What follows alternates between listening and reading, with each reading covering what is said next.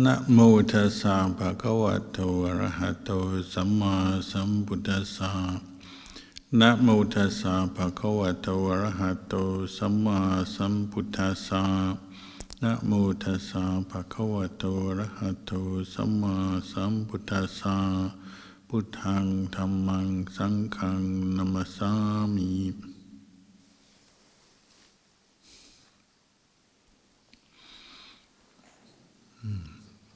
Blessings, good evening.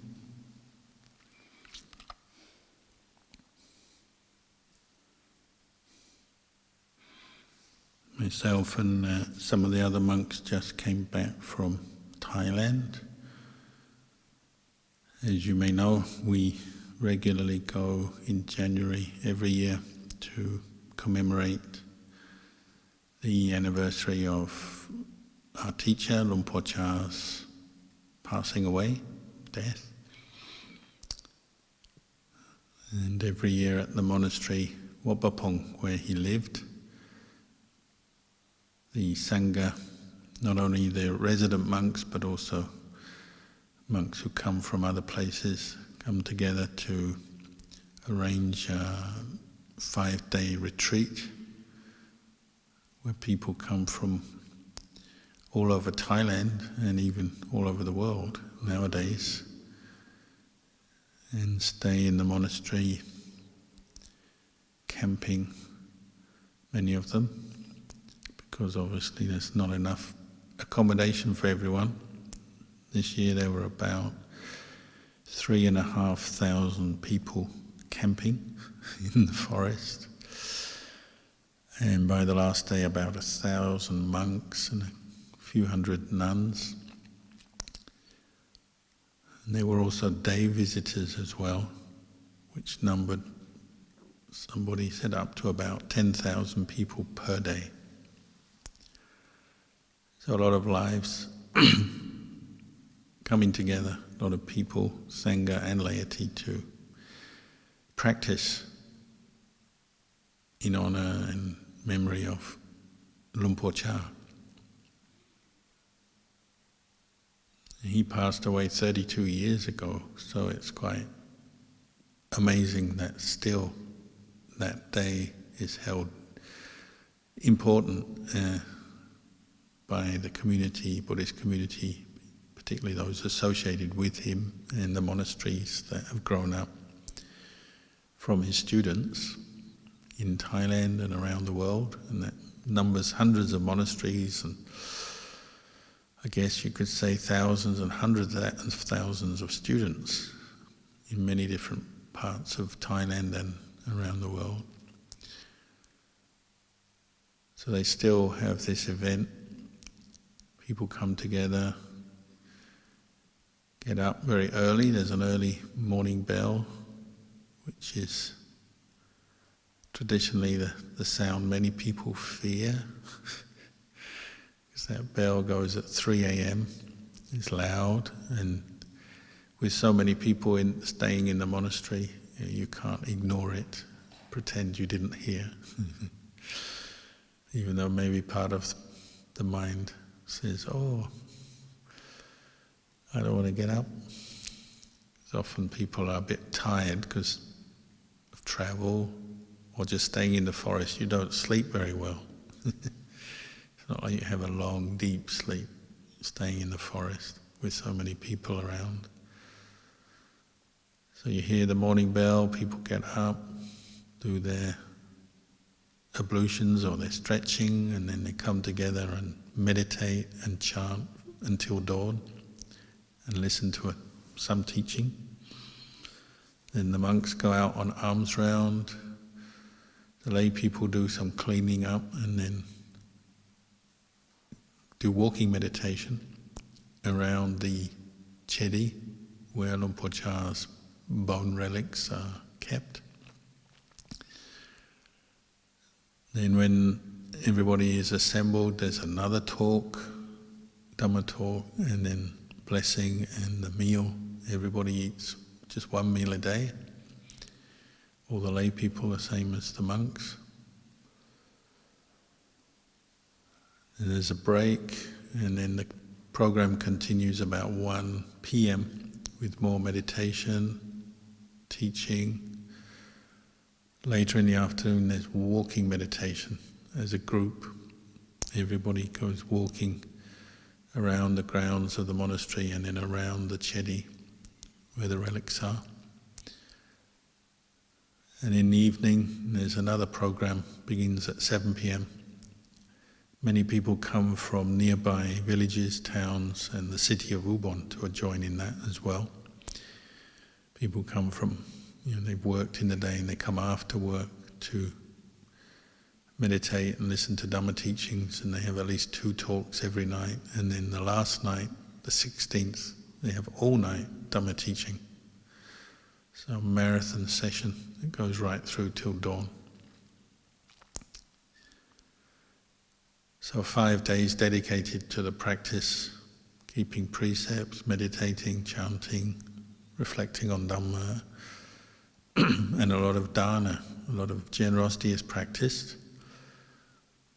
Because the food and facilities have to be provided, toilets and showers, accommodation, but particularly food a lot of food is required for that many people, 5,000 people, and then all the day visitors. So they have about 100 food stalls at the front of the monastery, with people again coming from all over Thailand and all over the world to basically to provide and cook fresh food every day for everyone. So the 1 meal a day is provided for, everyone gets fed, and then throughout the day visitors who arrive can go and collect free food. All this food is offered, it's donated, it's not, nobody takes any money for it. Until about 7 in the evening, so 6, 7 in the morning till 7 in the evening there's free food. So you get a lot of visitors coming. Perhaps some people come just for the food. Good quality food, free. Some people come and just because they're there then they may take some food or refreshment. There's also drinks as well.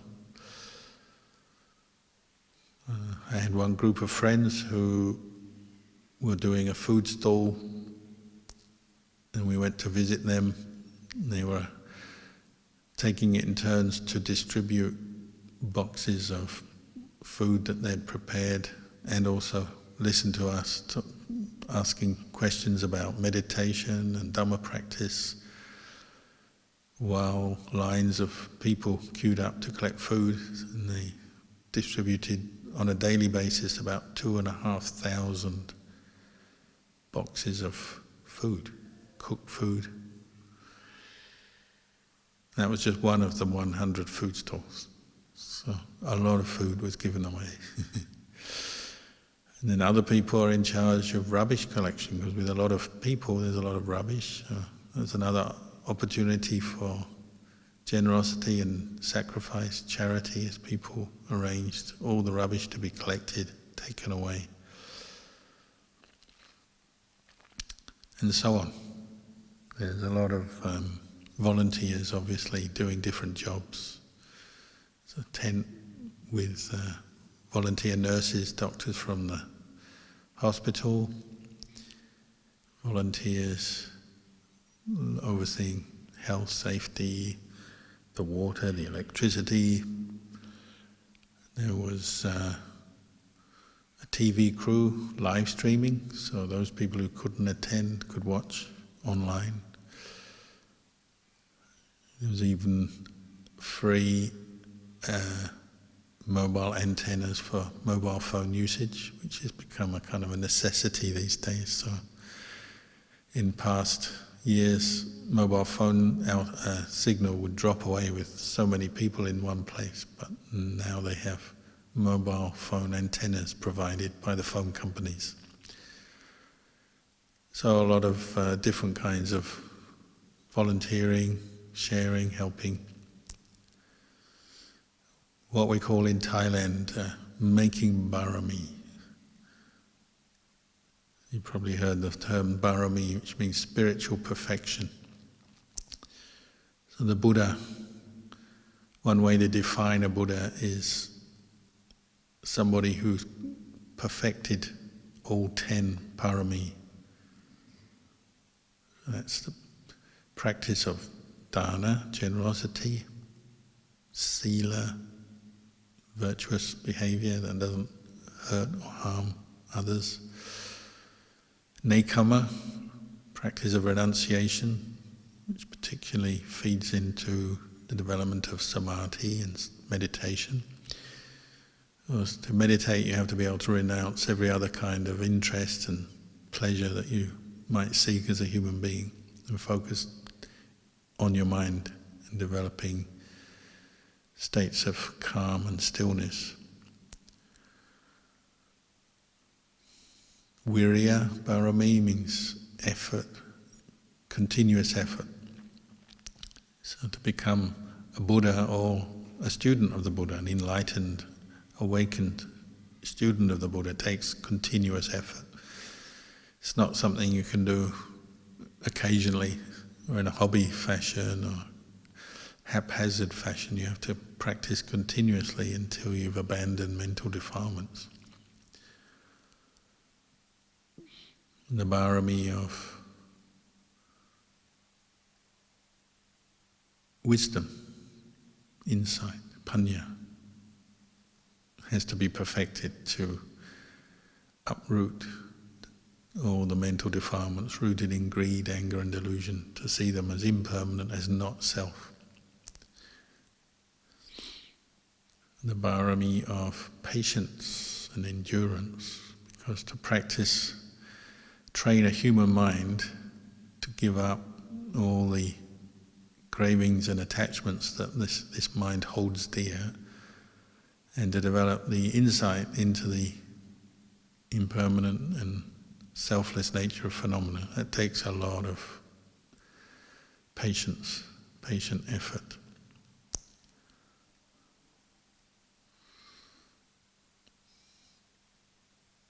Satya parami, the love of truth and the pursuit of truth. You can't fake nibbana, enlightenment. You can claim it, and some people do, either through delusion or just shamelessness. They claim to be enlightened, but if you want to truly awaken this mind and remove defilement, you have to pursue truth. You have to be honest and clear.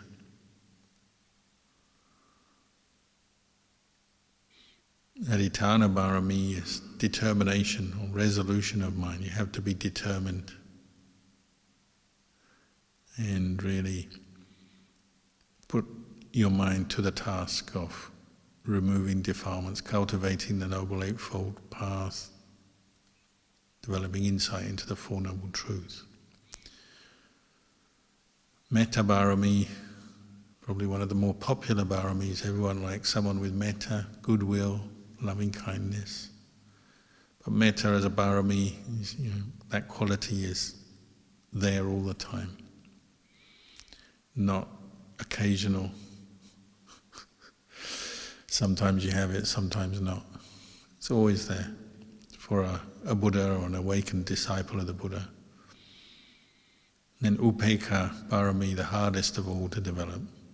Equanimity towards all phenomena and all experiences, pleasant, unpleasant, physical phenomena, mental phenomena, all the experiences of the world, the ups and downs of life, maintaining equanimity. So these 10 parami are cultivated, particularly people living in monasteries and practicing in monasteries cultivate them all the time. They develop together. They're not individual qualities you sort of focus on one today and another tomorrow. They develop all the time together in the human mind that is practicing this spiritual path of awakening.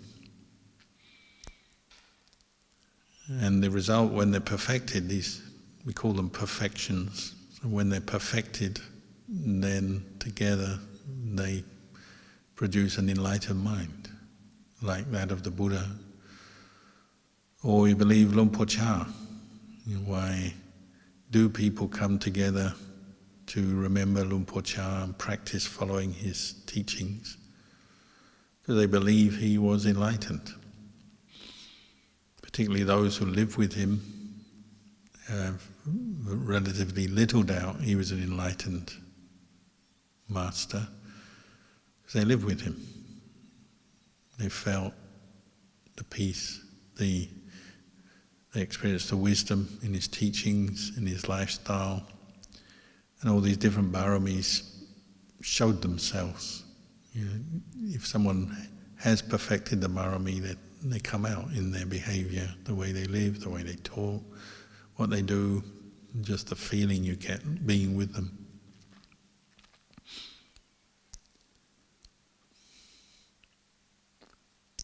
So the Buddha said it's appropriate to build a chedi, a stupa, a pagoda, a place to house the bones, the relics of an enlightened master, somebody who has perfected these parami. So at Luang Por Chah's monastery we have a chedi that was built the year after he died. It's still there today, so it's the kind of focal point of this 5-day retreat. People go and meditate in the chedi every day, and they chant there and worship there. They walk in procession around the chedi every day, and then the final day, the 16th of January, thousands and thousands of people, Sangha and laity, come together and do a procession holding flowers, candles, incense, and walk around the chedi and then do verses, reciting verses of remembering Ajahn Chah with great respect and love. Place the flowers down.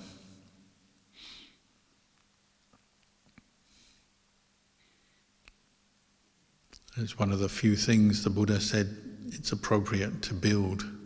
In the Buddhist world, we build chedis for either an enlightened Buddha to house the relics of a Buddha, or an enlightened person, usually monks and nuns, but theoretically it could be a lay person if they practice well enough.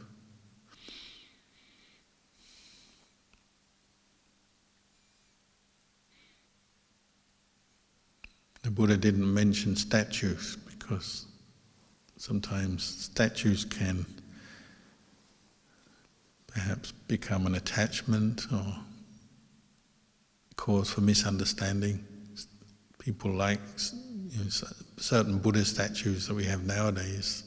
Some people like one statue, they don't like another. There's an opportunity for artistic license with statues. Making different images of the Buddha can lead to attachments, misunderstandings, delusion. But just building a chetiya, a stupa, for the relics of a Buddha or an enlightened teacher, the Buddha did say it's an appropriate thing to do. So every year people will go to that chedi and they'll pay respects to the bones of the master. And there are many other chedis throughout the Buddhist world in different countries, housing relics of the Buddha or awakened teachers such as Ajahn Chah. And often that's all we have to remember the teacher once they've gone. We have a receptacle maybe with the relics of Ajahn Chah or another teacher, and people go and worship there. But the thing the Buddha encouraged is patipati puja, worshipping through the practice of what that teacher encouraged. So Ajahn Chah encouraged meditation, cultivating states of samadhi, stillness and calm, mindfulness, developing insight, vipassana meditation, developing insight into the 3 universal characteristics, anicca, dukkha, anatta. This is the way Luang Por Chah and many other teachers encouraged us to practice, to remember the Buddha and the disciples of the Buddha. Practicing dana, practicing keeping precepts, developing mindfulness in daily life, developing states of calm and stillness so that the mind is clear enough, quiet enough to reflect on the Dhamma over and over again. The wisdom that will cut off the causes of suffering can only come through a mind that is calm and peaceful enough to see the way things are.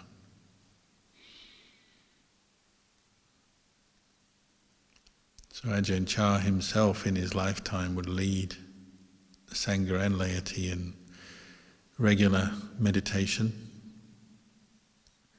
not just sitting, walking meditation, practicing different techniques of meditation, but also developing the foundation for meditation and states of calm, states of insight by developing mindfulness in daily life. So the practice of what we call Vinaya, the monastic discipline, supports that. In monks we have lots of rules, do's and don'ts, ways of training that help us to be more mindful, meaning to know what we're doing from moment to moment through our day. And really the lay life is, that's something to develop in the lay life as well. Lay life is based on the 5 precepts, the 8 precepts, cultivation of kusala dhamma, wholesome dhammas, skillful dhammas, and the abandoning of unskillful dhammas. No different from the monastic life, living in a monastery. Even though we like to say, the real world of lay life is full of complications and families and relationships and work and travel and all the things we do. But the qualities that we're developing, the parami, say, that we're developing are exactly the same as if you're living in a monastery or following the monastic path of training. In these 10 paramis you can develop in lay life just as we develop in the Sangha. But you have to have that sense of being one in training, one who is cultivating parami. Often we negate that or give up on that and we say, it's for monks and nuns to develop parami. I can't do it. That's giving up, isn't it? That's like turning your back on the spiritual life and saying, I'm resigning myself to a life then of suffering and maybe more suffering. It's not what the Buddha taught. The Buddha said we're here to practice for the end of suffering, but it requires cultivating parami. Just learning to meditate and practicing meditation once, say for one session of half an hour or an hour, whatever time you've got, all those 10 paramis are developing together in that one moment, that one period of time. It's an act of generosity. You could say it's an act of generosity because you're giving away, maybe you're giving up time that you could use to earn money or obtain possessions and things. But now you're turning to meditate for that period of time. And in a meditation you might practice developing the intention of generosity and generosity of heart, maybe forgiveness. Dana parami includes abhaya dana, forgiveness and letting go of anguish, anger and grudges that we may hold towards others. Sila parami, well, when you're meditating, the very least you're keeping the 5 precepts. If you're meditating successfully in that moment, you're not taking intoxicants, you're not cheating on your partner, you're not telling lies, you're not killing or stealing, You're just sitting still or walking meditation up and down. You're keeping the precepts. And you're cultivating those intentions when you meditate. So you're cultivating sila parami even when you're meditating. Nekama parami, the intention to renounce sensual desire, the desire to accumulate sense pleasures through wealth or different pleasurable experiences, entertainments, sensual desire, sexual desire. You're giving all that up when you meditate. So you're cultivating nekama parami, letting go. Virya parami for sure, because to meditate takes effort and energy. To bring up mindfulness on a meditation object such as the breath requires effort. So meditation, sitting, walking meditation is the area you develop a lot of virya. Go against the hindrances, your sleepiness, your distracted states of mind, your worries, your greed, your anger. It takes effort to put attention on the breath, the in-breath, the out-breath, to know the breath. It takes effort, it takes energy. You have to keep bringing up that energy. As you meditate, you need patience. And just to be able to sit still for a while or walk up and down if you're doing walking meditation takes patient effort.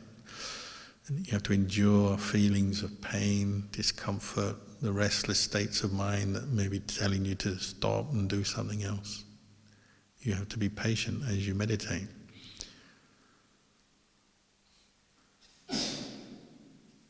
You need wisdom.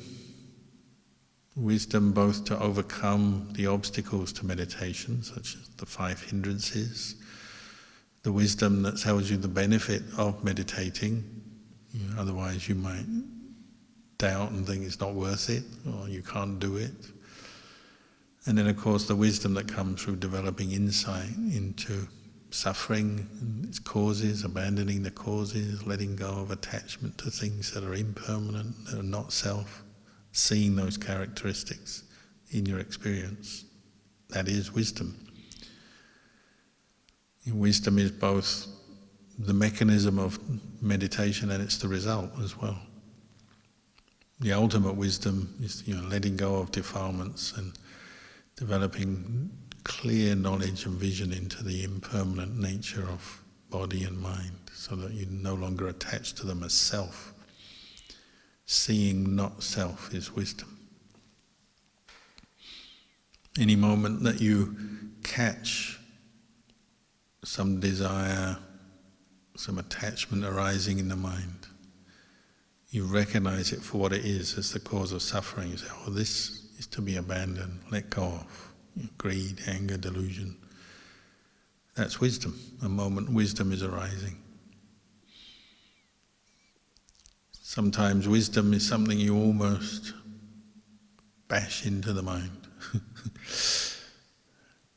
You just tell yourself, let it go, give it up. It's not permanent anyway, so let it go. That desire that you keep clinging to, that keeps disturbing your mind, just teach yourself, let it go, that's wisdom. When your mind does let go, it's very peaceful. Peaceful, happy that it's let go, and that's the fruits of wisdom. As you meditate, you also need satya parami. You have to really be true to your goal and what you're doing, be honest. Some people teach, fake it until you make it, but faking it doesn't really do it, does it? You've got to be mindful and aware. If you're going to let go of defilements, you have to see a defilement as a defilement. It's not like you're meditating just to impress your friends or to fool yourself. You really got to be clear and sharp and really want to root out the causes of suffering from your mind. Sometimes we take on practices to do that, don't we? We say, I'm going to meditate for 1 hour and I'm not going to stop until I've completed my 1 hour. Or I'm going to keep the precepts today as sincerely as I can. I'm going to do this act of dana and I'm going to complete it, fulfill it. The dedication to such a parami, it's not a small thing. Your goal is to remove the causes of suffering from your mind, and not to quit or give up until you've done it. That's such a sincerity of effort. Adhitthana is resolutions, being determined in what you're doing, not doing it in a half-hearted way or a casual way.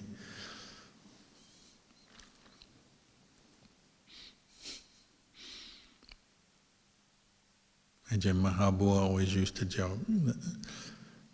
He said, nothing annoys me more than a meditator who's doing it in a half-hearted way, sitting just to fill in the time. He said it's like someone who goes to work and just punches, like in the old days when you punch in your time, just your time card, just to say you've arrived, but then you don't really do any work, don't put any effort in, and then you punch your time card at the end of the day to go home. You collect your money, but you don't really do much. He said some meditators are like that. They punch in their card, meaning they say, oh, it's time for meditate, and they sit down and they fall asleep, or they're just sitting there fantasizing, imagining this, doing that, or planning something, scheming something. Sometimes just sitting there hating themselves, hating other people. There's not much effort made. No adhitthana, no determination or resolution. Just putting in the time in a casual way, half-hearted way. Same with precepts. Sometimes I'm going to keep the precept, but within a short space of time, already broken it. We make rules for ourselves. Going to get up in the morning and meditate every morning. Do that for a few days, and then tiredness hits or laziness hits, and we can't keep it up. We all know what it's like, but one way around that kind of behavior is to make resolutions and stick to them. Be firm, be determined, stick to the resolution you make.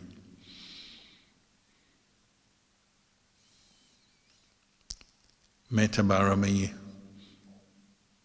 is a very profound thing. Often we think it's just being kind to yourself, to others, and it is, but kindness has many depths to it and has to be practiced with wisdom and with all the other parami, because sometimes kindness can turn into something that harms. Maybe when we spoil someone too much, trying to be kind to them, we actually encourage their worst qualities. We allow them to do things that harm themselves because we say, oh, I'm being kind, I'll let them do that, let them indulge, but then perhaps they build up bad habits. Or we do it to ourselves. Sometimes we're kind to ourselves, but it's a false kind of kindness, isn't it? We allow our bad habits, we indulge our bad habits, our laziness, our greed, our anger. We say we're being kind to ourselves, but we're actually promoting the causes of suffering in our behavior.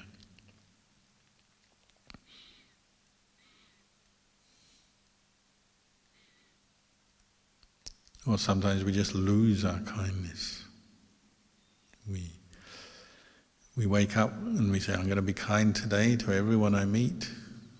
It's a good start, and then already halfway through the day some situation tests us out and we're irritated again, annoyed, angry, back to square one. So as a parami, metta, kindness, goodwill, it's something you're determined with all the other parami to keep in mind, not to lose the goodwill, not to go into anger, or cruelty, hatred. Takes a lot of effort, patience, determination, a lot of these different paramis working together. That's the way paramis work. They support each other at the same time, in the same mind. They're not like single qualities that you develop just one at a time. They're all developing together. Again, in meditation, if you're developing meditation, you're naturally developing metta because you're letting go of ill will. It's one of the hindrances. Whatever meditation technique you use, whether it's mindfulness of breathing or contemplating the body or recollecting the Buddha, or if you're practicing vipassana with mindfulness, then at that time you'll be letting go of anger. You'll be maintaining metta. So even contemplating impermanence is a form of metta practice, because if you see an angry mental state arise and you see it as impermanent, as not self, that's an act of kindness to yourself. It's an act of kindness to others, because if you remove anger from your own mind, then of course everyone else around you is going to benefit from that. You give them the benefit of being not angry, which everyone likes. And that can come from just seeing anger itself as impermanent, not self. It's a delusion. We get angry because we're not sharp enough in our insight to see it as impermanent, not self, and because we don't recognize that when we cling to anger, we're suffering.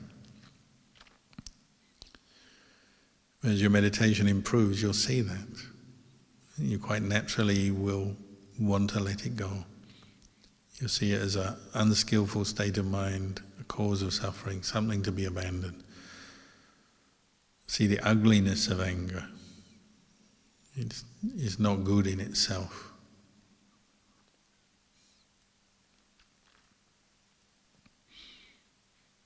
The hardest parami of all, upekkha parami, is the one that develops out of meditation, particularly. And it's not you can't practice mindfulness and equanimity in daily life. You can, and that's something we have to aim for as well. But particularly, it will become very refined and very clear to us when we meditate, because it's that stillness, unwavering state of mind, not easily swayed by pleasure and pain and all the different pleasant, unpleasant experiences we have as humans. It's keeping the mindfulness and keeping the mindful mind in the middle towards the pleasures and pains of life. It's the hardest thing of all. But when you meditate and you're peaceful, there'll be equanimity there for sure, and that's why you're peaceful. The hard part is, say, if you've been meditating for a while, sitting, walking, like when we're on retreat or when you're here for a session of meditation, you may attain some equanimity and your mind is quite still, not easily moved, it's calm. And then when you finish your meditation, you leave the meditation hall or you end the retreat, your mind goes back to its old way of being stirred up by things, easily excited, easily depressed, easily panicked. Emotions come up and equanimity disappears quite quickly. And that's the trouble. It's not an easy quality to maintain through daily life.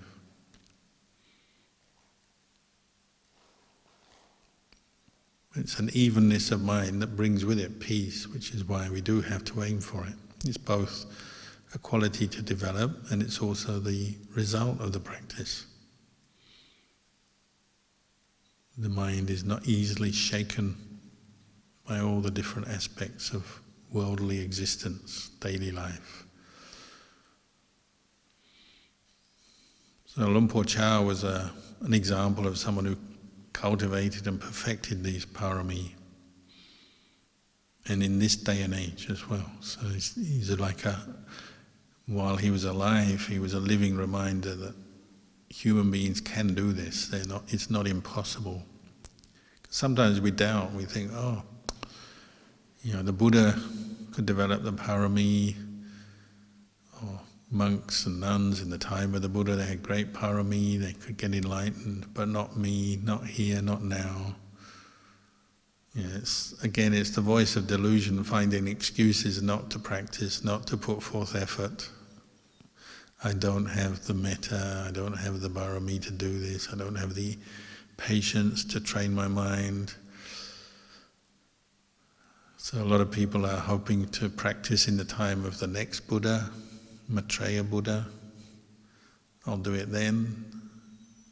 But who knows when Maitreya Buddha will arrive? Could be a long time. What are we going to do in between? Now and then? Oh, anything could happen.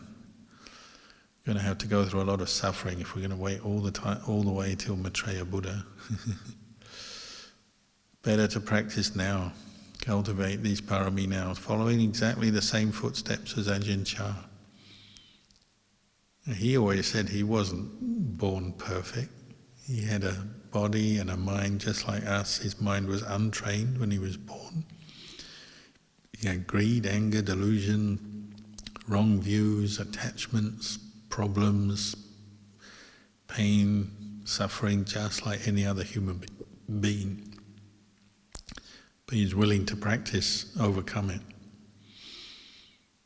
And that's why people do come together every year to remember him, because they feel he did do that, but they also realize he was a very good example and his teachings make a lot of sense. We still have his teachings today, his talks, recordings, and the way of practice that you find in the monasteries is still there. So that's our good fortune that we can still practice and cultivate these 10 parami following Lumpur Cha. So I'll leave you with these reflections tonight.